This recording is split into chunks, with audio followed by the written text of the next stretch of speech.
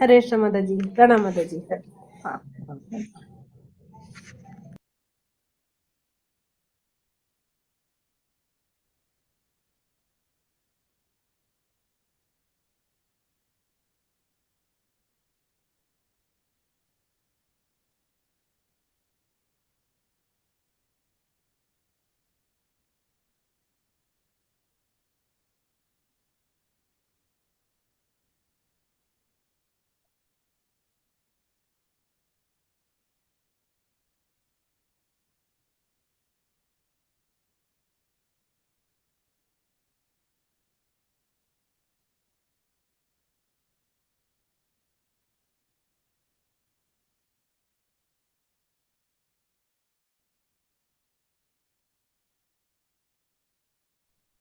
മുപ്പത്തിനാലിന്റെ ഭാവാർത്ഥം.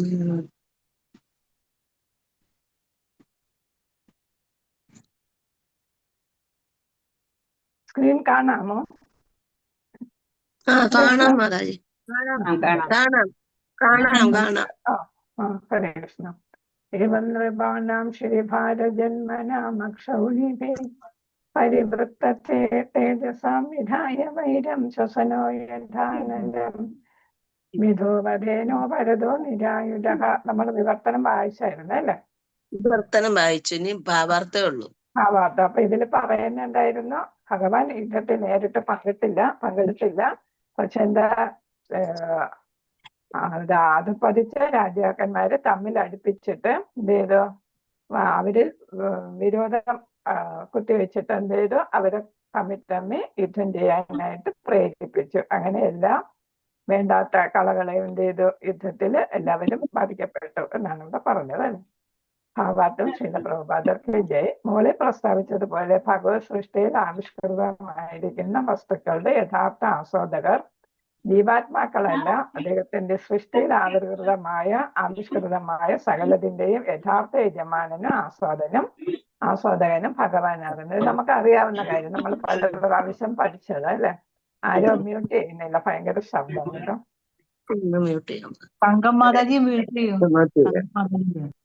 അപ്പൊ ഇവിടെ എന്താണ് ശരിയായ ഭോക്താരം യജ്ഞതപസ എന്ന് പറഞ്ഞ് നമ്മൾ പഠിച്ചു അല്ലേ? അപ്പൊ ഭഗവത്ഗീതയെ പഠിച്ചത്. അപ്പൊ ശരിയായിട്ടുള്ള ആസ്വാദകൻ ആരാണ്? ഭഗവാൻ തന്നെയാണ് യഥാർത്ഥ ആസ്വാദകൻ. അല്ലാതെ നമ്മൾ ഇന്ദ്രിയ ആസ്വാദനത്തിന് വേണ്ടിയിട്ട് ഭൗതിക പ്രകൃതിയെ ചൂഷണം ചെയ്ത് ഓരോന്ന് ചെയ്തു കൂട്ടുന്ന അല്ലെങ്കിൽ ധനം സമ്പാദിക്കുന്ന കർമ്മങ്ങൾ ചെയ്യുന്ന നമ്മളല്ല, ജീവസത്തകളല്ല യഥാർത്ഥത്തിലുള്ള ആസ്വാദകൻ. ആരാണ്? ഭഗവാനാണ്. കാരണം എന്താണ്? എല്ലാത്തിൻ്റെയും നിയന്താവും എല്ലാത്തിൻ്റെയും സൃഷ്ടികർത്താവും ഭഗവാൻ തന്നെയാണ്. യജമാനനും ആസ്വാദകനും ഭഗവാൻ തന്നെ. എല്ലാത്തിന്റെ ഉടമയും ഭഗവാനാണ്. അപ്പൊ ആസ്വാദകനും ഭഗവാൻ തന്നെയാണ്. നിർഭാഗ്യവശാൽ മായാശക്തിയുടെ സ്വാധീനത്താൽ ഭൗതിക പ്രകൃതിയുടെ ഗുണങ്ങളുടെ അനുശാസനത്തിന് കീഴിൽ ജീവാത്മാക്കൾ മിഥ്യ ആസ്വാദകരായി തീരുന്നു. നമ്മൾ വിചാരിക്കും നമ്മളാണ് യഥാർത്ഥത്തിലുള്ള ആസ്വാദകരെന്ന്. മിഥ്യ അഹങ്കാരം പോലെ നമ്മൾ എല്ലാത്തിന്റെ ഓണറാണെന്ന് നമ്മൾ വിചാരിക്കുന്നത് പോലെ തന്നെ ഞാൻ എൻജോയ് ചെയ്യുന്നു എന്നാണ് വിചാരിക്കുന്നത്. യഥാർത്ഥത്തിൽ എൻജോയ് ചെയ്യുന്ന ആരാണ്? ഭഗവാനാണ്. നമ്മളുടെ എൻജോയ്മെന്റ് താൽക്കാലികവുമാണ്. കുറച്ച് കഴിയുമ്പോൾ നമുക്ക് ദുഃഖം വന്നോളൂ അല്ലെ? കുറച്ച് സമയം സുഖിക്കും, കുറച്ച് കഴിയുമ്പോൾ അത് നമുക്ക് ദുഃഖത്തിൽ കലാശിക്കും. സ്വയം ഈശ്വരനായെന്ന മിഥ്യാബോധത്തിൽ ഗർവിഷ്ഠരായ മായയിൽ അകപ്പെട്ട ജീവാത്മാക്കൾ നമ്മൾ എന്താണ്? നമ്മൾ വിചാരിക്കും നമ്മൾ തന്നെ എല്ലാം സൃഷ്ടിച്ചത്. വീട് വെച്ചത് ഞാനാണ്, കാറ് വാങ്ങിച്ചത് ഞാനാണ്, മക്കളെ വിദ്യാഭ്യാസം ചെയ്യിപ്പിച്ചത് ഞാനാണ് എന്നെല്ലാം നമ്മൾ എന്ത് ചെയ്യുന്നു? അഹങ്കരിക്കുന്നു. അപ്പൊ എല്ലാം ഞാനാണ്. അപ്പൊ ഞാനെന്ന് പറയുമ്പോൾ ഈശ്വരന്റെ അവസ്ഥയിൽ നമ്മൾ എത്തിയെന്നുള്ള മിഥ്യാബോധത്തിൽ ഗർവിഷ്ഠരായ മായയിൽ അകപ്പെട്ട ജീവാത്മാക്കൾ അനേക വിധത്തിലുള്ള പ്രവർത്തികളിൽ ഏർപ്പെട്ട് അവരുടെ ഭൗതിക ശക്തിയെ വർദ്ധിപ്പിക്കുന്നു. അപ്പൊ പ്രകൃതിയെ ചൂഷണം ചെയ്തും ഓരോ കാര്യങ്ങൾ രാപ്പകൽ ചെയ്ത് എന്ത് ചെയ്യുന്നു? നമുക്ക് ഭൗതികമായിട്ടുള്ള വർധന ഉണ്ടാകുന്നു അല്ലെ? ശക്തി വർദ്ധിപ്പിക്കുന്നു എന്നാണ്. അപ്പൊ നേട്ടങ്ങൾ ധാരാളം ഉണ്ടാകും. അപ്രകാരം ഭൂമി സുബുദ്ധികൾക്ക് തീർത്തും വാസയോഗ്യം അല്ലാതായി തീരുന്ന വിധത്തിൽ അവർ ഭൂമിക്ക് ഭാരമായി ഭവിക്കുകയും ചെയ്യുന്നു. അപ്പൊ നല്ല ആളുകൾക്ക്, സുബുദ്ധികൾ എന്ന് വെച്ചാൽ എല്ലാ യഥാർത്ഥത്തിൽ മനസ്സിലാക്കിയ ജ്ഞാനികൾ അല്ലെ, ജ്ഞാനികളായിട്ടുള്ളവർക്ക് ഇവിടെ ജീവിക്കാൻ പറ്റാത്ത അവസ്ഥ ആരുണ്ടാക്കുന്ന? മിഥ്യാഹങ്കാരവും മിഥ്യാബോധത്തിൽ കഴിയുന്ന ഗർവിഷ്ഠരായിട്ടുള്ള ആളുകൾ അതെല്ലാം ചെയ്യുന്നു. അപ്പം സാധാരണ എന്ന് വെച്ചാല് ബുദ്ധിമാന്മാരായിട്ടുള്ള ജ്ഞാനികളായിട്ടുള്ളവർക്ക് ഇവിടെ ജീവിക്കാൻ പറ്റാതാകുന്നു. ഈ സ്ഥിതിയാണ് ധർമ്മസ്യ ഗ്ലാനി എന്ന് വെച്ചാൽ, ഗ്ലാനി എന്ന് വെച്ചാൽ അധപ്പതനം അല്ലെ. ഗ്ലാനി സംഭവിച്ചു എന്ന് നമ്മൾ പറയത്തില്ലേ, എന്ന് വെച്ചാൽ എന്താണ്, അതിന്റെ പ്രകാശം ഇല്ലാതായി അല്ലെ. അപ്പൊ പ്രകാശം ഇല്ലാതാകുന്നു. എന്തിന്റെ പ്രകാശമാണ് ഇല്ലാതാകുന്നത്? ധർമ്മത്തിന്റെ പ്രകാശം ഇല്ലാതാകുന്നു. ധർമ്മ അസ്യ ഗ്ലാനി എന്നാണ്. ധർമ്മത്തിന് ഗ്ലാനി സംഭവിക്കുന്നു എന്നാണ്. എന്ന് വെച്ചാൽ അതിന് ദോഷം സംഭവിക്കുന്നു, മങ്ങലേൽക്കുന്നു. ഗ്ലാനി എന്ന് വെച്ചാൽ മങ്ങല്, അഥവാ മാനവശക്തിയുടെ ദുരുപയോഗമെന്ന് വിശേഷിപ്പിക്കുന്നു. ഏതാ നമ്മുടെ മാനവശക്തി, മനുഷ്യശക്തി എന്ന് പറയുന്നത് എന്തിനാണ്? ഭഗവാനിലേക്ക് തിരിച്ചു പോകാനാണ് നമുക്ക് ഈ മാനവ ജന്മം കിട്ടിയിരിക്കുന്നത് അല്ലെ. അപ്പൊ എത്രയോ കോടി വർഷങ്ങൾക്ക് കഴിഞ്ഞിട്ടായിരിക്കും നമുക്കൊരു മനുഷ്യജന്മം കിട്ടിയത്. അതിനെ നമ്മൾ എന്ത് ചെയ്യുന്നു? ദുരുപയോഗപ്പെടുത്തി. ഏതിനെ ദുരുപയോഗപ്പെടുത്തുന്നു? മിഥ്യാഹങ്കാരത്താലും മിഥ്യാബോധത്താലും അജ്ഞാനത്താലും എല്ലാം നമ്മൾ ദുരുപയോഗപ്പെടുത്തുന്നു. അങ്ങനെ ദുരുപയോഗപ്പെടുത്തുമ്പോൾ അത് പ്രബലമാകുമ്പോൾ, ദുരുപയോഗം പ്രബലമാകുമ്പോൾ വിവേകമുള്ള ജീവാത്മാക്കൾ കേവലം ഭൂമിക്ക് ഭാരമായി സ്ഥിതി ചെയ്യുന്ന ദുർവൃത്തരായ ഭരണാധിപന്മാരാൽ സൃഷ്ടിക്കപ്പെടുന്ന വിഷമാവസ്ഥ കാരണം അസ്വസ്ഥരാകുന്നു. അപ്പൊ നല്ല ആളുകൾക്ക് ഇവിടെ ജീവിക്കാൻ പറ്റത്തില്ല. കാരണം എന്താണ്? ഭരണാധിപന്മാരും ആരാണ്? നേർനടപ്പുകാരല്ല അല്ലെ. അവരും വിദ്യാബോധത്തിലും വിദ്യാഹങ്കാരത്തിലും ഒക്കെ ഉള്ളവരാണ്, അജ്ഞാനികളാണ്, യഥാർത്ഥ ജ്ഞാനം ഇല്ലാത്തവരാണ്. അവർക്ക് ഭൗതിക ജ്ഞാനം കാണും. പക്ഷെ എന്താ നമുക്ക് വേണ്ടത്? ആധ്യാത്മിക ജ്ഞാനം ഉണ്ടാകണം അല്ലെ. ആ ജ്ഞാനം ഇല്ല. അപ്പൊ ആധ്യാത്മിക ജ്ഞാനമാണ് ഏത് കാലഘട്ടത്തിൽ നേടേണ്ടത്? നമ്മൾ ഈ മനുഷ്യജന്മത്തിൽ നേടിയെടുക്കേണ്ടത് ആധ്യാത്മിക ജ്ഞാനമാണ്. അത് ആർക്കില്ല? ഒരുപാട് ജനങ്ങൾക്കും ഇല്ല, ഭരണാധിപന്മാർക്കും ഇല്ല. അപ്പൊ എന്താണ് ഇവിടെ? അവർ കാരണം, ഈ ഇത്തരം ഭരണാധികാരികൾ കാരണം, ലൗകികരായ ഭരണാധികാരികൾ കാരണം എന്ത് ചെയ്യുന്നു? മാനവരാശിയുടെ സുബുദ്ധികളായ വിഭാഗത്തെ രക്ഷിക്കാൻ സാധിക്കാതെ വരുന്ന ലോകത്തിലെ നാനാ ഭാഗങ്ങളിലുള്ള ലൗകികരായ ഈ ഭരണാധിപന്മാർ കാരണമായി സംഭവിച്ച ഭാരത്തെ ലഘൂകരിക്കാനായി ഭഗവാൻ സ്വന്തം അന്തരംഗ ശക്തിയാൽ അവതരിക്കുന്നു. അപ്പൊ ഇവിടെ ഏത് ശക്തിയിലാണ് ഭഗവാൻ വരുന്നത്? അന്തരംഗ ശക്തിയിലാണ്. 3 ശക്തി നമുക്കറിയാം അല്ലെ. ബഹിരംഗ ശക്തിയും, തടസ്ഥ ശക്തി, അന്തരംഗ ശക്തി. അപ്പൊ അന്തരംഗ ശക്തി നമ്മൾ പഠിച്ചിട്ടുണ്ട്. എന്താണ്? ഉത്കൃഷ്ട ശക്തിയാണ് അല്ലെ. അപ്പൊ ആ ഉത്കൃഷ്ട ഉന്നതമായ ശക്തിയാല് എന്ത് ചെയ്യുന്നു? അത് ഭഗവാന്റെ പ്രബലമായ ശക്തിയാണ്. അതിനാൽ എന്ത് ചെയ്യുന്നു? ഭഗവാൻ ഈ വേണ്ടാത്തവരെല്ലാം ഇല്ലാതാക്കുന്നതിന് വേണ്ടിയിട്ട് എന്ത് ചെയ്യുന്നു? ഭഗവാൻ ഇവിടെ അവതാരം എടുക്കുന്നു. അനാവശ്യമായ ഭരണാധിപന്മാരെ ആരെയും അദ്ദേഹം പിന്തുണയ്ക്കുന്നില്ല. അങ്ങനെയാണ് ഈ കുരുക്ഷേത്ര യുദ്ധം ഉണ്ടായതും എല്ലാവരെയും എല്ലാവരും വധിക്കപ്പെട്ടതും, ആവശ്യമില്ലാത്ത എല്ലാവരും. എന്നാൽ മുളംകൂട്ടങ്ങളുടെ അന്യോന്യ കർഷണത്താൽ വനത്തിൽ അഗ്നി ജ്വലിപ്പിക്കുന്ന കാറ്റിനെ പോലെ ഭഗവാൻ എന്ത് ചെയ്തു? അദ്ദേഹത്തിന്റെ പ്രബലമായ ശക്തിയാൽ അത്തരം വേണ്ടാത്ത ഭരണാധിപന്മാർക്ക് മധ്യം വിദ്വേഷം സൃഷ്ടിക്കുന്നു. അപ്പൊ ഈ ഭരണാധിപന്മാരെ തമ്മിൽ എന്ത് ചെയ്യണം? അവർ തമ്മിൽ ശത്രുക്കളാകുന്നതിന് വേണ്ടി വിദ്വേഷം അല്ലെ, അവരെല്ലാം ശത്രുക്കളാക്കി മാറ്റുന്നു. ഏതിനെ പോലെയാണ്? കാറ്റിനെ പോലെ. കാറ്റ് എന്ത് ചെയ്യുന്നു? ഉണങ്ങി വരണ്ട എന്താണ് മുളംകൂട്ടങ്ങള് തമ്മിൽ എന്ത് ചെയ്യുന്നു? ഇങ്ങനെ അല്ലെ അടുപ്പിക്കുന്നു അല്ലെ, അടിക്കാനായിട്ട് അടുപ്പിക്കുന്നു. അടുപ്പിച്ചാണ് കാട്ടുതീ ഉണ്ടാകുന്നത് അല്ലെ, കാട്ടുതീ ഉണ്ടാകുന്നത്. അപ്പൊ കാട്ടുതീ ഉണ്ടാകുമ്പോ കാട് മുഴുവൻ നശിപ്പിക്കുന്നു. അത് ആർക്ക് അത് കാട്ടുതീ അണയ്ക്കാൻ പറ്റത്തില്ല, അത്രയ്ക്കുള്ള അഗ്നി ആയിരിക്കും. നമ്മൾ പത്രത്തിലൊക്കെ വായിക്കാം, അമേരിക്കയിലുണ്ടായി, അവിടെ ഉണ്ടായി, ഇവിടെ ഉണ്ടായി എന്നൊക്കെ അല്ലെ. അപ്പൊ അത് മാസങ്ങളോളം നിലനിൽക്കുന്നതാണ്. അപ്പം ഇവിടെ എന്താണ്? ഭഗവാൻ കാറ്റിനെ പോലെ മുളംകൂട്ടങ്ങളെ തമ്മിൽ ഉരസിപ്പിച്ച് തീ ഉണ്ടാക്കുന്നത് പോലെ ഇവിടെ എന്താണ്? ഭഗവാൻ എന്ത് ചെയ്തു? ഈ വേണ്ടാത്ത ഭരണാധിപന്മാർക്കിടയിൽ എന്തുണ്ടാക്കുന്നു? ശത്രുത ഉണ്ടാക്കി അവരെ യുദ്ധത്തിന് പ്രേരിപ്പിക്കുന്നു. കാറ്റിന്റെ ശക്തിയെ കാട്ടുതീ താനെ സംജാതമാകുന്നു. അതേപോലെ ഭഗവാന്റെ അദൃശ്യമായ പദ്ധതിയാൽ വിവിധ വിഭാഗത്തിലുള്ള രാഷ്ട്ര തന്ത്രജ്ഞന്മാർ തമ്മിൽ വിദ്വേഷമുണ്ടാകുന്നു. അപ്പൊ കാട്ടുതീ തനിയെ ഉണ്ടാകുന്നു. അതേപോലെ ഭഗവാൻ എന്താണ്? ഈ അദൃശ്യനായിട്ട് നിന്ന് ഇവരെ തമ്മിൽ എന്ത് ചെയ്യുന്നു? ശത്രുക്കളാക്കി മാറ്റുന്നു. അനഭിതരായ എന്ന് വെച്ചാൽ ആർക്കും ഇല്ലാത്ത അല്ലെ, നമുക്ക് ഇഷ്ടപ്പെടാത്ത ഭരണാധിപന്മാർ, നമുക്ക് വേണ്ടാത്ത ഭരണാധിപന്മാർ അപ്രകാരം മിഥ്യയായ അധികാരത്തിന്റെയും സൈന്യശക്തിയുടെയും ഗർവിൽ ആശയപരമായ വൈരുദ്ധ്യത്തിന്റെ പേരിൽ അന്യോന്യ യുദ്ധത്തിൽ ഏർപ്പെടുകയും അങ്ങനെ തങ്ങളുടെ എല്ലാ ശക്തികളും സ്വയം നഷ്ടമാക്കുകയും ചെയ്യുന്നു. അപ്പൊ ഇവിടെ കൗരവർക്ക് എന്താണ്? നല്ല ശക്തി ഉണ്ടായിരുന്നു അല്ലെ. 11 അക്ഷൗഹിണി പട എന്ന് പറയുമ്പോൾ അവര് വലിയ പ്രബലന്മാരായിരുന്നു, ശക്തരായിരുന്നു എന്നാണ്. പക്ഷെ അവരെന്താണ്, ദുരഹങ്കാരികളും ധർമ്മത്തെ വിട്ട് കളിച്ചവരാണ് അല്ലെ. മാർഗത്തിൽ ചലിക്കാൻ അവർക്ക് സാധിച്ചില്ല. അല്ലെങ്കിൽ പാണ്ഡവരുമായി രമ്യതയിൽ പോകാമായിരുന്നു അല്ലെ. അവർക്ക് അർഹതപ്പെട്ട രാജ്യം മുഴുവൻ കൊടുക്കേണ്ട, പകുതി കൊടുത്താലും മതിയായിരുന്നു, പാണ്ഡവർ സംതൃപ്തരാകുമായിരുന്നു. പക്ഷെ അത് ചെയ്തില്ല. അങ്ങനെ ഇവരുടെ ഗർവെല്ലാം എന്ത് ചെയ്തു, ഈ കുരുക്ഷേത്ര യുദ്ധത്തില് മൊത്തമായിട്ടും ഇല്ലാതായി, കത്തിച്ചാമ്പലായി അല്ലെ. എല്ലാവരും വധിക്കപ്പെട്ടു. അപ്പൊ അവർക്ക് എന്താണ്, വലിയ സൈന്യ ശക്തി ഉണ്ട്. പിന്നെ എന്താണ്, മിഥ്യായ അഹങ്കാരമാണ്. എല്ലാത്തിന്റെയും കൺട്രോളർ ആരാണ്? ഭഗവാനാണ്. യഥാർത്ഥ അധികാരി ഭഗവാനാണ് അല്ലെ. നമ്മളത് പഠിച്ചു, ഉപദേശാമൃതത്തിലും ഈശോപനിഷത്തിലും ഒക്കെ പഠിച്ചു, പ്രത്യേകിച്ച് ഈശോപനിഷത്തിൽ അല്ലെ. അപ്പൊ എന്താണ്, അതൊന്നും മനസ്സിലാക്കുന്നില്ല. ഇതെല്ലാം എന്റെ കഴിവാണെന്ന് വിചാരിച്ചിരുന്നു. അങ്ങനെ എന്ത് ചെയ്തു, ആശയപരമായിട്ട് നമ്മളിപ്പോ ഓരോ ഇസങ്ങൾ, കമ്മ്യൂണിസം, സോഷ്യലിസം എന്നൊക്കെ പറയുന്ന പോലെ ഓരോ ഇസത്തിന്റെ പേരില് ആധുനിക യുഗത്തില് എന്ത് ചെയ്യുന്ന, അന്യോന്യ യുദ്ധത്തിൽ ഏർപ്പെടുന്നു. അങ്ങനെ അവരുടെ ശക്തിയെല്ലാം സ്വയം, ആരിൽ നിന്ന് ചെയ്യിപ്പിക്കേണ്ട, സ്വയം തന്നെ ശക്തികളെല്ലാം നഷ്ടപ്പെടുന്നു. ഇപ്പൊ രാജ്യങ്ങളൊക്കെ നശിക്കാനായിട്ട് കാരണം എന്താണ്? സ്ഥിരമായിട്ടുള്ള യുദ്ധമാണ് അല്ലെ. ജനങ്ങൾക്കും എന്ത് ചെയ്യുന്നു, അത് വളരെയധികം ബുദ്ധിമുട്ടുണ്ടാക്കുന്നു. അവരുടെ സാമ്പത്തിക ശക്തി ക്ഷയിക്കുന്നു. ആളുകൾ എത്ര വധിക്കപ്പെടുന്നത് അല്ലെ. നല്ല ഇതാണ് മാൻ പവർ അല്ലെ. ഒരു രാജ്യത്തിന് വേണ്ട മാൻ പവർ ആണ് നഷ്ടപ്പെടുന്നത്. മാൻ പവർ എന്ന് പറയുമ്പോൾ ഒരു രാജ്യത്തിന് അത്യാവശ്യമായിട്ട് ഉപയോഗിക്കേണ്ട മനുഷ്യശക്തിയാണ് മാൻ പവർ എന്ന് പറയുന്നത്. അതെല്ലാം നഷ്ടപ്പെട്ടു പോകും ഒരു യുദ്ധം വരുമ്പം. ഓരോ രാജ്യങ്ങളിലും നടക്കുന്ന അങ്ങനെയാണ്. അപ്പൊ അവരുടെ ശക്തി സാമ്പത്തികമായിട്ടും ആൾനാശത്തിലായിട്ടും, ആളെന്ന് പറയുന്ന അവരുടെ ശക്തിയാണ്, അത് നഷ്ടപ്പെട്ടു പോകുന്നു.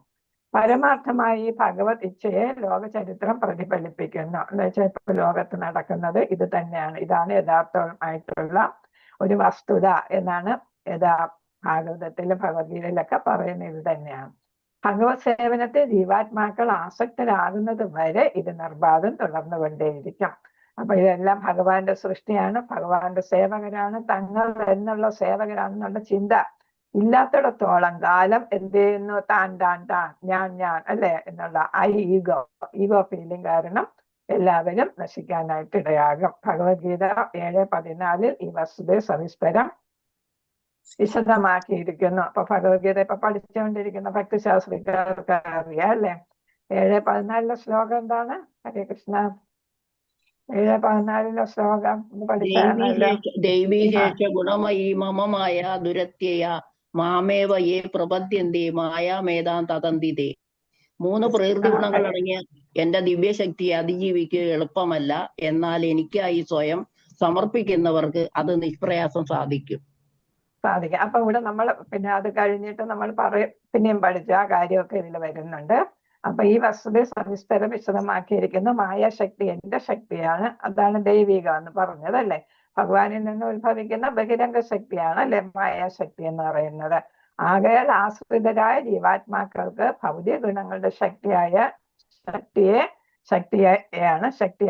ശക്തിയെ ഉല്ലംഘിക്കുവാൻ സാധ്യമല്ല. അതിനെ ഉല്ലംഘിക്കുക എന്ന് വെച്ചാൽ തകർക്കുക, തടയുക എന്നൊക്കെയാണ്. അപ്പൊ ഭൗതിക ഗുണങ്ങളായ ഈ ശക്തിയെ എന്ത് ചെയ്യാൻ പറ്റത്തില്ല. മായയുടെ ഈ ശക്തിയെ നമുക്ക് തള്ളിക്കളയാനോ ഇല്ലാതാക്കാനോ നമുക്ക് സാധ്യമല്ല. നമ്മൾ പഠിച്ചല്ലേ, കയറുകൊണ്ട് വരിഞ്ഞിരിക്കുകയാണെന്ന്. എന്നാൽ എന്നെ പരമദിവ്യോത്തമ പുരുഷനായ ശ്രീകൃഷ്ണന് അഭയം പ്രാപിച്ചവർക്ക് ബൃഹത്തായ ശക്തിയുടെ സാഗരത്തെ തരണം ചെയ്യാനായിട്ട് സാധിക്കും. സാഗരമായിട്ട് കിടക്കുകയാണ് അല്ലേ. അത്രയ്ക്ക് വിപുലമായതാണ് എന്നുള്ളതാണ് സാഗരം എന്ന് ഉദ്ദേശിക്കുമ്പോൾ എന്താ, ആയതാണ് സാഗരത്തെ പോലെ. അപ്പൊ അതിനെ തടയാനായിട്ട് സാധിക്കത്തില്ല. അതേസമയം ഭഗവാനെ പ്രാപിക്കുന്നവർക്ക് അത് സാധിക്കും. ഫലോദിഷ്ട കർമ്മങ്ങളാലോ അനുമാനപരമായ സിദ്ധാന്തങ്ങളാലോ, ഇന്നത്തെ സിദ്ധാന്തം എന്ന് വെച്ചാൽ തിയറീസ്, ഇസംസ്, കമ്മ്യൂണിസം, സോഷ്യലിസം എന്ന് പറയുന്ന സിദ്ധാന്തങ്ങൾ, അവയാലോ ഫലോദിഷ്ട കർമ്മങ്ങളാലോ, കർമ്മകാണ്ഡത്താലോ, പിന്നെ ഇത് ആശയ സംഹിതകളാലോ, ഫിലോസഫീസ്, ലോകത്ത് സമാധാനവും സമൃദ്ധിയും കൈവരിക്കാൻ ആർക്കും കഴിയില്ലെന്ന് ഇതിനർത്ഥമാക്കുന്നു. അപ്പൊ തിയററ്റിക്കൽ നോളജ് കൊണ്ട് നമുക്കൊന്നും നേടാനായിട്ട് സാധിക്കത്തില്ല അല്ലെ. നമ്മൾ പഠിച്ചിട്ടുണ്ട്. ഏതിന് പശുപ്പുല്ല് തിന്നുമെന്ന്, ഏട്ടിലെ പശുപ്പുല്ല് തിന്നുമെന്ന് നമ്മൾ പഠിച്ചിട്ടില്ലേ കൊച്ചു ക്ലാസ്സിലെ. ഏടിലെന്ന് വെച്ചാൽ പുസ്തകത്തിലെ പശു അല്ലേ, മറന്നുപോയല്ലേ. ഏടിലെ പശു പുല്ല് തിന്നുമോ എന്ന് വെച്ചാൽ പടത്തിലാണ് അത് കാണുന്നത് അല്ലേ? അത് യഥാർത്ഥത്തിൽ പുല്ല് തിന്നോ? ഇല്ല. അത് ഒരു ജീവിയായിട്ട് യഥാർത്ഥത്തിൽ വരുമ്പോഴേ അത് പുല്ല് തിന്നു. അതാണ് ഇവിടെ പറയുന്നത്. അപ്പൊ നമ്മൾ തിയററ്റിക്കൽ നോളജ് എന്ന് പറയുന്ന ഏട്ടിലെ പശുവിനെ പോലെയാണ് ഇരിക്കുക എന്ന് വെച്ചാൽ അതിന് യാഥാർത്ഥ്യത്തിൽ ഒന്നും ചെയ്യാനായിട്ട് സാധ്യമല്ല എന്നാണ് ഇവിടെ പറയുന്നത്. അപ്പൊ ഇവിടെ അതാ പറയുന്നത്, ആശയ സംഹിതകളാലോ ലോകത്ത് സമാധാനവും സമൃദ്ധിയും കൈവരുത്തുവാൻ ആർക്കും കഴിയില്ലെന്ന് ഇത് അർത്ഥമാക്കുന്നു. അപ്പം യഥാർത്ഥത്തിൽ അത് റിയാലിറ്റിയിൽ വരണം അല്ലെ? റിയാലിറ്റിയിൽ വന്നാല് അതുകൊണ്ട് പ്രവർത്തനം നടക്കത്തുള്ളൂ എന്നാണ്. പരമപുരുഷ ഭഗവാനിൽ അഭയം പ്രാപിക്കുകയും അവണ്ണം മായാശക്തിയുടെ വ്യാമോഹത്തിൽ നിന്ന് സ്വതന്ത്രമായി തീരുകയുമാണ് ഏകമാർഗം. അപ്പൊ അതെങ്ങനെയാണ് സാധിക്കുന്നത്? ഏട്ടിലെ പശുവിനെ കൊണ്ടുവരണം അല്ലെ ശരിയായിട്ട്. ഇവിടെ എങ്ങനെയാണ് അത് ഉദ്ദേശിക്കുന്നത്? നമ്മൾ ഭഗവാനിൽ അഭയം പ്രാപിക്കണം. കാരണം എന്താ? എല്ലാത്തിന്റെ ഉടമ ഭഗവാനാണ് അല്ലെ? നമുക്ക് ആവശ്യത്തിന് എടുത്തോളാൻ വേണ്ടിയിട്ട് തന്നിരിക്കുകയാണ് അല്ലെ? നമ്മൾ അതിനെ ദുരുപയോഗപ്പെടുത്താൻ പാടില്ല. ആവശ്യത്തിനെ എടുക്കാവൂ എന്ന് പറയുന്നുണ്ട് അല്ലെ? അപ്പൊ അതേപോലെ ആവശ്യം അനുസരിച്ച് എടുക്കുമ്പോൾ നമുക്ക് എന്ത് ചെയ്യും? എല്ലാവർക്കും സമാധാനവും സന്തോഷവും. ഇപ്പൊ ഓരോ സ്ഥലത്തിന് വേണ്ടിയിട്ടാണ് വീട്ടുകാർ തമ്മിലും രാജ്യങ്ങൾ തമ്മിലും ഒക്കെ യുദ്ധം വരുന്നത് അല്ലെ? സ്ഥലത്തിന് വേണ്ടിയിട്ടുള്ള യുദ്ധങ്ങളാണ്. അപ്പൊ അത് ഒന്നും കൊണ്ട് സാധിക്കത്തില്ല. അതുകൊണ്ടൊന്നും സന്തോഷവും സമാധാനവും ഒന്നും കിട്ടത്തില്ല. നമുക്ക് എന്ത് മാത്രം കൊണ്ട് സാധിക്കുള്ളൂ? എല്ലാം ഭഗവാന്റെ ആണെന്ന് മനസ്സിലാക്കി ഭഗവാനിൽ അഭയം പ്രാപിച്ചാല് ഈ മായാശക്തിയുടെ വ്യാമോഹത്തിലാണ് ശത്രുതയും എല്ലാം ഉണ്ടാകുന്നത്. അതിൽ നിന്ന് നമുക്ക് സ്വതന്ത്രമായിട്ട് മാറാനായിട്ട് സാധിക്കും. സമാധാനവും സന്തോഷവും എല്ലാം നേടാനായിട്ട് സാധിക്കും. നിർഭാഗ്യവശാൽ വിനാശകരമായ പ്രവർത്തനങ്ങളിൽ വ്യാപൃതരായവർക്ക് പരമദിവ്യോത്തമ പുരുഷനെ ശരണം പ്രാപിക്കുവാൻ കഴിയുന്നില്ല. അപ്പൊ നമുക്കത് സാധിക്കണമെങ്കിൽ ഭഗവാന് വിശ്വാസം വേണം, ഭഗവാനെ കുറിച്ചുള്ള യഥാർത്ഥ ജ്ഞാനം വേണം. അതിലൊന്നും ആര് ശ്രമിക്കത്തില്ല.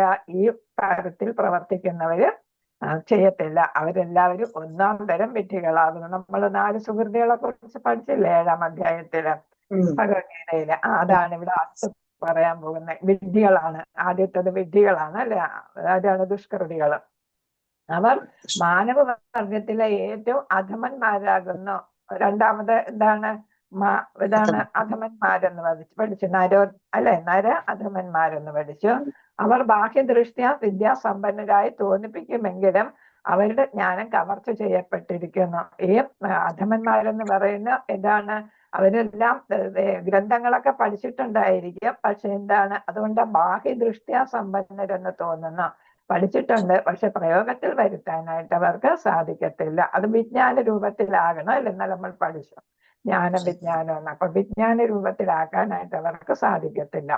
അവരെല്ലാരും ഭഗവാന്റെ പരമശക്തിയെ സദാ വിളിക്കുന്ന അസുര മനോഭാവമുള്ളവരാണ്.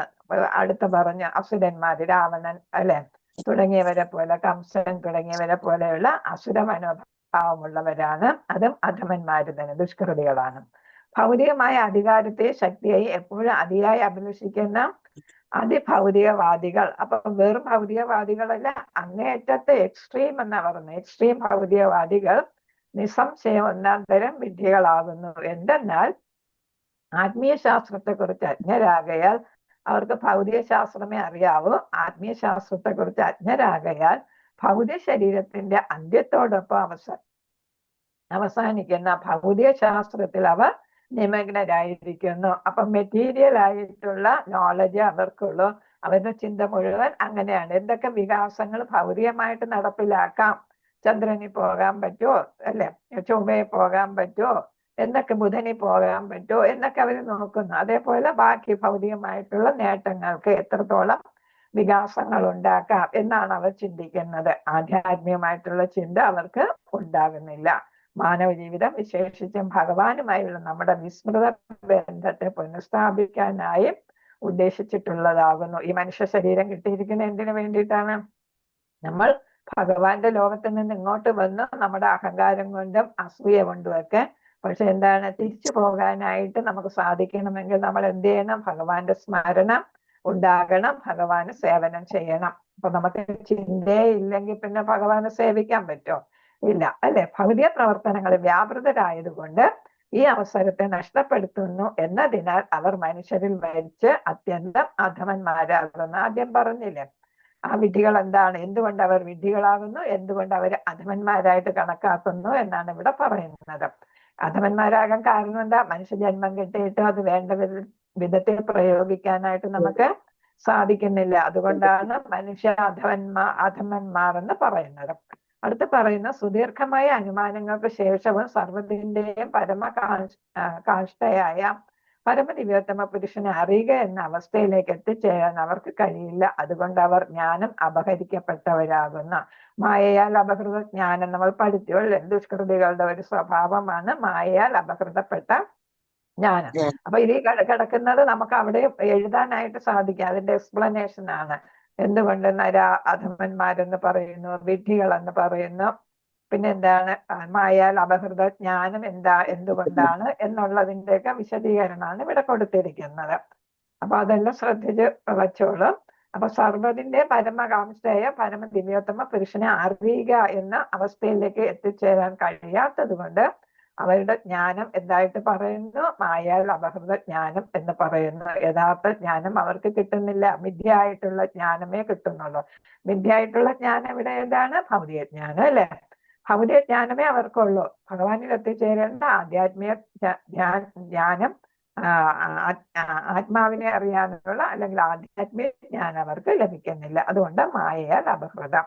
മാത്രമല്ല അവരിവിടെ മായയിൽ മുഴുകിക്കിടക്കുകയാണ്. ഭൗതികമായിട്ടുള്ള നേട്ടങ്ങൾക്ക് വേണ്ടിയിട്ട് ശ്രമിക്കുകയാണ്. അതുകൊണ്ട് മായയാൽ അപഹരിക്കപ്പെട്ട. മാത്രമല്ല അവരെല്ലാവരും തന്നെ ആസുര തത്വത്തിൽ അധിഷ്ഠിതരായ വ്യക്തികളാകുന്നു. അപ്പൊ എന്താണ്? ഭഗവാനിൽ വിശ്വസിക്കാത്ത, ഭഗവാന്റെ ശത്രുക്കളാണ് അല്ലെ, അത്തീസ്റ്റുകളാണ്, അവിശ്വാസികളാണ്. ആകെ രാവണൻ, ഹിരണ്യകശിപു, കംസൻ തുടങ്ങിയവരെ പോലുള്ള ഭൗതികവാദികളായ വീരന്മാർക്ക് സംഭവിച്ചതുപോലെ അവർ അതിന്റെ അനന്തര ഫലങ്ങളായ ദുരിതങ്ങൾ അനുഭവിക്കുന്നു. അപ്പൊ കോൺസിക്വൻസ് എന്താണ് വരുന്ന ഈ ദുഷ്കൃതികളുടെ ഫലം എന്തായിരിക്കും? അവർക്ക് ഈ ആരെപ്പോലെ രാവണ, ഹിരണ്യകശിപു, കംസൻ എന്നതുപോലെ അവർക്ക് സംഭവിച്ചതുപോലെ എന്താണ്? ആധ്യാത്മിക ജ്ഞാനം കിട്ടാതെ അവർ മരണം അടയേണ്ടി വരുന്നു എന്നാണ്. അപ്പൊ അതാണ് അനന്തര ഫലം. എന്ന് വെച്ചാൽ വീണ്ടും എന്താണ്? ജനന മരണ ചക്രത്തിലേക്ക് വീഴേണ്ടി വരും എന്നുള്ളതാണ്. ഹരേ കൃഷ്ണ. 35-ാമത്തെ ശ്ലോകം. ഓം നമോ ഭഗവതേ വാസുദേവായ. സയേഷ നരലോകേ അസ്മിന്നവതീർണ സമായയാ രേമേ ശ്രീരത്നകൂടസ്ഥോ ഭഗവാൻ പ്രാകൃതോ യഥാ. സയേഷ നരലോകേ അസ്മിന്നവതീർണ സമായയാ രേമേ ശ്രീരത്നകൂടസ്ഥോ ഭഗവാൻ പ്രാകൃതോ യഥാ. പ്രധാന പദാർത്ഥം ശ്രീല പ്രഭുപാദർക്ക് ജയ സഹ. അദ്ദേഹം പരമദിവ്യോത്തമ പുരുഷൻ യേശ. ഇവയെല്ലാം നരലോകെ മാനവരുടെ ഈ ലോകത്ത് അസ്മിൻ ഇതിൽ അവതരിച്ച് സ്വകീയ, അതായത് സ്വകീയം എന്ന് പറയുന്ന അന്തരംഗ ശക്തിയാൽ മായ അഹൈതുകമായ കൃപ രേമയെ ആസ്വദിച്ചു. സ്ത്രീരത്ന ഭഗവാന്റെ പത്നിയാകാൻ യോഗ്യരായ സ്ത്രീ കൂടസ്ഥ മധ്യേ ഭഗവാൻ പരമദിവ്യോത്തമ പുരുഷൻ പ്രാകൃത ലൗകികനായ യഥാ അങ്ങനെ ആയിരുന്നത് പോലെ. അപ്പൊ ഇവിടെ ഭഗവാൻ പ്രാകൃത പുരുഷനെ പോലെ അല്ലെങ്കിൽ ഭൗതികമായിട്ടുള്ള ഒരാളിനെ പോലെ എന്ത് ചെയ്യുന്നു? ഭഗവാൻ ഇവിടെ അവതരിച്ചിട്ടും ഭൗതികവാദിയായി അല്ലെങ്കിൽ ഭൗതികതയിൽ ലയിച്ച ഒരാളിനെ പോലെ എന്ത് ചെയ്യുന്നു? ഇവിടെ പെരുമാറുന്നു എന്നാണ് ഇവിടെ പറയുന്നത്. അന്തരംഗ ശക്തിയാൽ ഇവിടെ അദ്ദേഹം അവതരിച്ചുവെങ്കിലും സാധാരണ ആളിനെ പോലെ, ഭൗതികതയിലുള്ള ആളിനെ പോലെ ഈ പത്നിമാരോട് പെരുമാറുന്നു. പത്നിമാരാരാണ്? അവർ സാധാരണക്കാരൊന്നും അല്ല. അവരാരാണ്? അതീന്ദ്രിയ തലത്തിലുള്ളവരാണ് അല്ലെ. അവരോട് പെരുമാറുന്നത് കണ്ടാൽ നമുക്ക് സാധാരണക്കാർക്ക് തോന്നും അദ്ദേഹം ഒരു സാധാരണക്കാരനാണ്, പത്നിമാര് സാധാരണക്കാരാണ് എന്ന് തോന്നും എന്നാണ് ഇവിടെ പറയുന്നത്. അപ്പൊ യാഥാർത്ഥ്യം അതല്ല. അതീന്ദ്രിയ തലത്തിലുള്ളതാണ് പത്നിമാരും ഭഗവാനും അതീന്ദ്രിയനാണ്. വിവർത്തനം പരമദിവ്യോത്തമ പുരുഷനായ ശ്രീകൃഷ്ണ ഭഗവാൻ അദ്ദേഹത്തിന്റെ കലർപ്പില്ലാത്ത അഹൈതുകമായ കാരുണ്യത്താൽ ഈ ലോകത്തിൽ തന്റെ അന്തരംഗ ശക്തിയാൽ അവതരിക്കുകയും ലൗകിക വിഷയങ്ങളിൽ വ്യാപൃതനായിരിക്കുന്നത് പോലെ എന്നാണ്. പോലെ എന്ന് വെച്ചാൽ യഥാർത്ഥത്തിലല്ല, അതേപോലെ തോന്നിക്കും അല്ലെ. ലൈക്ക് എന്ന് വെച്ചാൽ അതേപോലെ. യോഗ്യരായ സ്ത്രീകൾ, യോഗ്യരായ എന്നുള്ളത് പ്രാധാന്യം. ഇവിടെ പോലെ, യോഗ്യരായ രണ്ടും ഒരേപോലെ പ്രധാനപ്പെട്ടത്. അപ്പൊ ഭഗവാൻ നമുക്ക് തോന്നും ഏതാ സാധാരണക്കാരെ പോലെ ലൗകിക വിഷയങ്ങളിൽ വ്യാപൃതനായിരിക്കുന്നു എന്ന്. ആരുമായിട്ടാണ്? യോഗ്യരായ സ്ത്രീകളാണ്. അപ്പൊ അവിടെ അവരാരാണ്? യോഗ്യർ എന്ന് വെച്ചാൽ അവരും അപ്പൊ അതീന്ദ്രിയ തലത്തിൽ നിന്ന് യുഗങ്ങളോളം തപസ് ചെയ്ത് ഭഗവാന്റെ പത്നിമാരായിട്ട് എത്തിയവരാണ്. അപ്പൊ സ്ത്രീകളുടെ മധ്യേ സ്വയം ആസ്വദിക്കുകയും ചെയ്തു. അപ്പൊ ഇതൊക്കെ നമുക്ക് വേണ്ടി നമ്മളെ കാണിക്കുന്ന ഗൃഹസ്ഥൻ എങ്ങനെയായിരിക്കണം എന്ന് നമുക്ക് കാണിച്ചു തരാൻ വേണ്ടിയിട്ടാണ് ഈ അതീന്ദ്രിയ തലത്തിൽ രണ്ടു കൂട്ടരുടെയും പെരുമാറ്റം. അപ്പൊ ഭഗവാന്റെ കലർപ്പില്ലാത്ത കൃപ കൊണ്ടാണ് ഭഗവാൻ ഇവിടെ അവതരിക്കുകയും അതീന്ദ്രിയ തലത്തിലുള്ള ഭാര്യമാരോട് ആസ്വദിച്ച് നമുക്കൊരു മാതൃക കാണിച്ചു തരുന്നു. നമ്മൾ ഗൃഹസ്ഥ ജീവിതം എങ്ങനെ നയിക്കണം. ഭാവാർത്ഥം ശ്രീലപ്രഭുപാദർക്ക് ഒരു കുടുംബനാഥനെ പോലെ ഭഗവാൻ വിവാഹം കഴിക്കുകയും എല്ലായിടത്തും പോലെ എന്ന് വരുന്നു കേട്ടോ. വിവാഹം കഴിക്കുകയും ജീവിക്കുകയും ചെയ്തു. തീർച്ചയായും ഒരു ലൗകിക വിഷയത്തെ പോലെയാണ്. യഥാർത്ഥത്തിൽ ലൗകികമല്ല, പക്ഷെ പോലെയാണ്. എന്നാൽ അദ്ദേഹം 16,108 പത്നിമാരെ പരിണയിക്കുകയും വിവാഹം കഴിക്കുകയും ഓരോരുത്തരോടൊപ്പവും വെവ്വേറെയായി ഓരോരോ കൊട്ടാരത്തിലും ജീവിച്ചു പോന്നിരുന്നു എന്നതും മനസ്സിലാക്കുമ്പോൾ നിശ്ചയമായും അത് ലൗകികമല്ല. ലൗകികമെന്ന് തോന്നിക്കും, പക്ഷെ യഥാർത്ഥത്തിൽ അതെന്തല്ല, ലൗകികമല്ല. കാരണം എന്താ? ഒരേ സമയം 16,108 കൊട്ടാരത്തിൽ ഒരേ സമയം പ്രകടമാകാനും അവരോടൊത്ത് വിവിധ തരം കാര്യങ്ങളിൽ ഏർപ്പെട്ടിരിക്കുന്നു എന്നാണ് നാരദ മഹർഷി പറയുന്നുണ്ട്. ഒരിടത്ത് പോകുമ്പോ മക്കളെ വിവാഹം കഴിപ്പിക്കുന്നു, ഒരിടത്ത് പോകുമ്പോ തന്ത്രങ്ങൾ പഠിപ്പിച്ചു കൊടുക്കുന്നു, ഒരിടത്ത് പോകുമ്പോ ഭരണകാര്യങ്ങളിൽ ഇരിക്കുന്നു, ഒരിടത്ത് പോകുമ്പോ പത്നിയുമായിട്ട് ലീലകളിൽ ഏർപ്പെട്ടിരിക്കുന്നു. അങ്ങനെയൊക്കെ പല പല കാര്യങ്ങൾ. പിന്നെ പൊതുജനങ്ങളുമായിട്ട് സംസാരിക്കുന്നതായിട്ട് കാണും. അങ്ങനെ ഓരോ കൊട്ടാരത്തിൽ പോകുമ്പോഴും ഓരോ തരത്തിലുള്ള ലീലകളാണ് കണ്ടത്. അങ്ങനെ ചെയ്യാൻ പറ്റുമ്പോൾ അതെന്തല്ല, ലൗകികമല്ല, ഭൗതികമല്ല എന്നാണ്. ആകയാൽ അദ്ദേഹത്തിന്റെ യോഗ്യരായ പത്നിമാരോടൊപ്പം ഭഗവാൻ ഗൃഹസ്ഥനായി ജീവിച്ചത് ഒരിക്കലും ലൗകികമല്ല. അവരുമായുള്ള അദ്ദേഹത്തിന്റെ പെരുമാറ്റത്തെ ലൗകികമായ ലൈംഗിക ബന്ധമായും ഒരിക്കലും മനസ്സിലാക്കരുത്. ഭഗവാന്റെ പത്നിമാരായി തീർന്ന സ്ത്രീജനങ്ങൾ തീർച്ചയായും സാധാരണ സ്ത്രീകളല്ല. എന്തെന്നാൽ ഭഗവാനെ പതിദേവനായി ലഭിക്കുക അനേകം ദശലക്ഷക്കണക്കിന് ജന്മങ്ങളുടെ തപസ്യയുടെ പരിണിത ഫലമായിട്ടാകുന്നു. എത്ര വർഷം പറഞ്ഞിരിക്കുന്ന? അനേകം ദശലക്ഷക്കണക്കിന് ജന്മങ്ങളുടെ തപസ്യയുടെ ഫലമായിട്ടാണ് അവരെന്ത് ചെയ്തത്? ഭഗവാന് പതിയായിട്ട് കിട്ടിയിരിക്കുന്നത്. അപ്പൊ അറിയാം അവരുടെ മഹത്വം എത്രയുണ്ടെന്ന്. വിവിധ ലോകങ്ങളിൽ അല്ലെങ്കിൽ മാനവരുടെ ഈ ലോകത്തിൽ അവതരിക്കുമ്പോൾ അതീന്ദ്രിയ ലോകത്തിൽ യഥാനുക്രമം അദ്ദേഹത്തിന്റെ നിത്യസേവകരും മിത്രങ്ങളും മാതാപിതാക്കളും പ്രേയസികളുമായി തീരുവാൻ ബദ്ധാത്മാക്കളെ ആകർഷിക്കുവാനായി ഭഗവാൻ അദ്ദേഹത്തിന്റെ അതീന്ദ്രിയ ലീലകൾ പ്രദർശിപ്പിക്കുന്നു. അപ്പൊ നമുക്കെന്താണ്? ഇതേപോലെ ഭാര്യമാരാകാനോ അല്ലെങ്കിൽ മിത്രമാകാനോ മാതാപിതാക്കളാകാനോ സേവകരാകാനോ കാമുകിമാരാകാനോ ഒക്കെ നിങ്ങൾക്ക് സാധിക്കും. പക്ഷെ നിങ്ങൾ ഭഗവാനിൽ വിശ്വാസവും ഭക്തിയും ഒക്കെ ഉണ്ടായി ഭക്തിയുത സേവനം ചെയ്ത് തപസ്യയായിട്ട് അത് ചെയ്താല് നിങ്ങൾക്ക് അത് സാധിക്കും. അപ്പൊ നിങ്ങൾക്കും ഇത് സാധിക്കും എന്ന് മാതൃക കാണിച്ചു തരാനാണ്, നമ്മളെല്ലാം ആകർഷിക്കാനായിട്ടാണ് ഭഗവാൻ ഈ അതീന്ദ്രിയ ലീലകൾ ആരോടൊപ്പം കാണിക്കുന്നത്? ഈ യോഗ്യരായ പത്നിമാരോടൊപ്പം. അവരുടെ യോഗ്യത നമ്മളിപ്പോ മനസ്സിലാക്കി. എന്താണ്? അനേകം ദശലക്ഷക്കണക്കിന് ജന്മങ്ങളുടെ തപസ്യയുടെ പരിണിത ഫലമായിട്ടാണ് ഭഗവാന്റെ പത്നിയായിട്ട് മാറിയിരിക്കുന്നത്. അതീന്ദ്രിയ ലോകത്തിൽ ഭഗവാൻ ശാശ്വതമായി അനന്തര സേവന വിനിമയങ്ങൾക്ക് പരസ്പരം പ്രതികരിക്കുന്നു. അപ്പൊ സേവനം ചെയ്യുന്നവർക്ക് തിരിച്ചു അങ്ങോട്ടുള്ള പ്രതികരണം അതേപോലുള്ള ഫലം കിട്ടും. ഭൗതിക ലോകത്തിൽ സേവനം വികലമായി പ്രകടിപ്പിക്കുകയും അകാലത്തിൽ ഖണ്ഡിക്കപ്പെടുകയും ചെയ്യുകയാൽ അത് അനുഭവത്തിൽ കലാശിക്കും. നമ്മളിവിടെ ഭൗതിക ലോകത്തിൽ നമ്മൾ എന്തെങ്കിലും സേവനം ചെയ്താൽ നമുക്ക് എന്തെങ്കിലും താൽക്കാലികമായിട്ട് കിട്ടും. അതെന്താണ്? സ്ഥിരമായിട്ടുള്ള ഫലമല്ല നമുക്ക് കിട്ടുന്നത്. അതുകൊണ്ടാണ് പറയുന്നത് അകാലത്തിൽ ഖണ്ഡിക്കപ്പെടും. താൽക്കാലികമായിട്ടുള്ള സന്തോഷമൊക്കെ നമുക്ക് കിട്ടുന്നുള്ളൂ അല്ലെ ഈ ലോകത്തില്. എത്ര തന്നെ നമ്മൾ സേവനം ചെയ്താലും അതങ്ങനെയാണ്. സേവനം തന്നെ ഇല്ലാതായിട്ട് മാറും.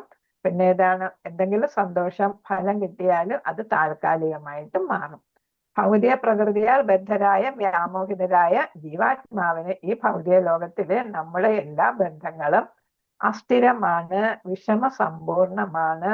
അജ്ഞത നിമിത്തം അത് നമുക്ക് മനസ്സിലാക്കാൻ കഴിയുന്നില്ല. നമ്മൾ സന്തോഷം വരുമ്പോൾ നമ്മൾ അങ്ങ് അതിയായി സന്തോഷിക്കും, അല്ലെ? അപ്പൊ നമ്മൾ വിചാരിക്കും എന്താ, ഈ സന്തോഷം സ്ഥിരമാണ് എന്ന് വിചാരിക്കും. പക്ഷെ എന്താണ്, നമ്മുടെ അജ്ഞത നിമിത്തം നമുക്ക് മനസ്സിലാകുന്നില്ല. പകലുള്ളപ്പോ രാത്രി ഉണ്ടാകും എന്നുള്ളത്, സുഖം വരുമ്പോ ദുഃഖവും അതിന്റെ കൂടെ ഉണ്ടാകും എന്നുള്ള കാര്യം നമ്മൾ മറന്നു പോകുന്നു എന്നാണ്. കാരണം മറക്കുന്നതല്ല, നമ്മുടെ അജ്ഞത കൊണ്ട് നമുക്ക് മനസ്സിലാക്കാൻ സാധിക്കുന്നില്ല. അപ്പൊ ശരിയായിട്ടുള്ള ജ്ഞാനം ഉണ്ടെങ്കിൽ നമുക്കത് സാധിക്കും. അത്തരം ബന്ധങ്ങൾക്ക് നമ്മെ ചിരസ്ഥായിയായി സന്തോഷവാനായിരിക്കുവാൻ സഹായിക്കപ്പെടുമ്പോൾ ഈ ഭൗതിക ശരീരം ഉപേക്ഷിച്ച ശേഷം നമുക്ക് അതീന്ദ്രിയ ലോകത്ത് സ്ഥാനാന്തര പ്രാപ്തി ലഭിക്കുകയും നാം ആഗ്രഹിക്കുന്ന ഭാവത്തിൽ ഭഗവാനുമായി ശാശ്വത ബന്ധം സ്ഥാപിച്ചെടുക്കാൻ സാധിക്കുകയും ചെയ്യുന്നു. അപ്പൊ യഥാർത്ഥ ജ്ഞാനം കിട്ടിക്കഴിഞ്ഞാൽ നമ്മളെന്ത് ഈ ഭൗതിക ശരീരം നമ്മൾ ഉപേക്ഷിച്ച് ഭഗവാന്റെ സേവനത്തിലൊക്കെ നിമഗ്നരായിട്ടിരിക്കുകയാണെങ്കിൽ നമുക്ക് എന്ത് ചെയ്യാൻ സാധിക്കും? ഈ ശരീരം ഉപേക്ഷിക്കുമ്പോൾ നമുക്ക് എവിടെ കിട്ടും? എന്ത് സ്ഥാനാന്തര പ്രാപ്തി, അല്ലെ? അപ്പൊ നമ്മൾ വേറൊരു ശരീരത്തിൽ പോകുന്നില്ല, അതീന്ദ്രിയ ലോകത്തിലുള്ള ആണ് നമ്മൾ പോകുന്നത്. അതാണ് അവിടുത്തെ സ്ഥാനാന്തര പ്രാപ്തി. അതീന്ദ്രിയ ലോകത്തിൽ നമുക്ക് പ്രവേശിക്കാനും ഭഗവാനുമായി ശാശ്വത ബന്ധം സ്ഥാപിക്കാനും സാധിക്കും. ആയതിനാൽ ഏത് സ്ത്രീകൾക്കും മധ്യേ ഭഗവാൻ അവരുടെ പതിയായി ജീവിച്ചുവോ ആ സ്ത്രീജനങ്ങൾ എല്ലാവരും ഈ ഭൗതിക ലോകത്തിലെ സ്ത്രീകളല്ല, നേരെ മറിച്ച് അതീന്ദ്രിയ പത്നിമാരെന്ന നിലയിൽ ഭഗവാനുമായി ശാശ്വത ബന്ധമുള്ളവരാകുന്നു. അപ്പൊ അവരെല്ലാം ഏതാണ്? ഭഗവാനുമായി നിത്യസേവകരാണ്, അല്ലെ? ഭഗവാനുമായി നിത്യതയിലുള്ളവരാണ് ഈ പത്നിമാരായിട്ട് ഇവിടെ കാണുന്നവരെല്ലാം. അവരാരും സാധാരണ ആളുകളല്ല, ലൗകികതയിലല്ല അവർ ജീവിക്കുന്നത്, അതീന്ദ്രിയ തലത്തിലാണ് അവരുടെ ജീവിതം. ഭക്തിയുടെ സേവന പരിപൂർണതയാലാണ് അവർ ആ പദവി പ്രാപ്തമാക്കിയത്. അതാണ് അവരുടെ യോഗ്യത. അപ്പൊ പത്നിമാരുടെ യോഗ്യത എന്താന്ന് ചോദിച്ചാൽ എന്താണ്? അവർ ഭക്തിയുടെ സേവന പരിപൂർണതയിലാണ് ഭാര്യയായിട്ട് മാറിയിരിക്കുന്നത്. അപ്പൊ വെറുതെ അല്ല പത്നിയായത് എന്നാണ്. ഭഗവാൻ പരബ്രഹ്മ അഥവാ പരമദിവ്യോത്തമ പുരുഷനാകുന്ന ക്ലാസ് ഉണ്ട്. ബദ്ധാത്മാക്കൾ നിർത്താം, നമുക്ക് ഇത് തീരത്തില്ല ഇപ്പം. ഹരേ കൃഷ്ണ വാചകൽപതരൂപസ്യ കൃപാ സിന്ധു ദേവജ പതിദാന പാവനേഭ്യ വൈഷ്ണവേഭ്യോ നമോ നമഃ. അനന്തകോടി വൈഷ്ണവ ഭക്തവൃന്ദത്തിന്റെ ശ്രീല പ്രഭുപാദത്തിന്റെ ഗുരു മഹാരാജ് കി ജയ്. ഗ്രന്ഥരാജ് ശ്രീമദ് ഭാഗവതം കി ജയ്. ഗൗരവനിതായ പ്രേമാനന്ദ ഹരിഹരിപ്പം. ഹരേ കൃഷ്ണ ഹരേ കൃഷ്ണ കൃഷ്ണ കൃഷ്ണ കൃഷ്ണ ഹരേ ഹരേ ഹരേ രാമ രാമ രാമ ഹരേ കൃഷ്ണ ഹരേ കൃഷ്ണ കൃഷ്ണ കൃഷ്ണ ഹരേ ഹരേ ഹരേ രാമ രാമ രാമ ഹരേ ഹരേ ഹരേ കൃഷ്ണ കൃഷ്ണ കൃഷ്ണ ഹരേ ഹരേ ഹരേ രാമ രാമ രാമ ഹരേ ഹരേ. ഹരേ കൃഷ്ണ മാതാജി പ്രണാമം. എല്ലാവർക്കും